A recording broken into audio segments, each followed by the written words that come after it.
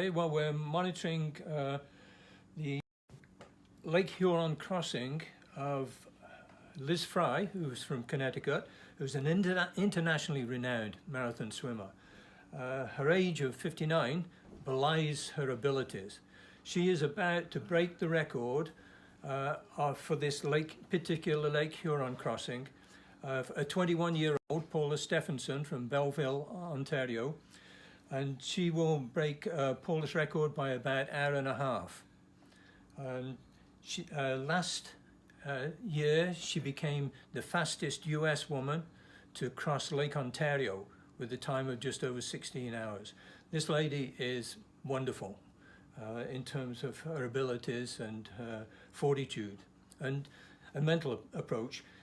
She's also a lovely lady to talk to, which makes it a change sometimes, because some of these marathon swimmers can be a little bit cocky or grumpy at the end of maybe grumpy at the end of the swim. How would you, because you're a swimmer yourself, how would you, why is she better than so many others? Well, she survived shoulder injuries up to the age of 58, 59, and that quite often gets Olympic swimmers, that puts them out of business by the time they're 30, even if they have shoulder operations. The Athletic Injuries Clinic, Pete Fowler at the Athletic Injuries Clinic in London, Ontario, Pete himself swam in the Pan Am Games. He was a butterfly swimmer. He injured his shoulder way back in those days.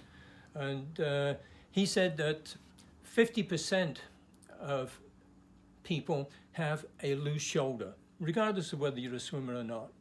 And so managing to control that loose shoulder by building up the proper musculature, both at the front and the back of the shoulder, to keep it stable is really important. But some people are just built perfectly to start with, and they don't overtrain, or they train properly and retain those muscle balances. And Liz hasn't had any injuries. She had a pretty tough time last night, as the computer will show in terms of her speeds. It drooped down from about 11 o'clock until about last night to about 2 o'clock this morning. Her speed dropped down, and when I spoke to the people on the radio, apparently the really strong northerly winds that we've had the last few days, Lake Huron has got a fetch of about 300 kilometers or whatever from Manitou Island right down to this southern end at Port Franks and Sarnia. And so they can build up some significant waves, and it takes a couple of days for those big waves to die down, so it becomes a swell. And what she was encountering last night was this swell with an opposing breeze on it that was creating little waves on the top of it, and that really slowed it down from her amazing pace of 3 kilometers an hour, and she was down to around about 2 kilometers an hour for that few hour period. But she picked up again this morning, and she's coming in strong.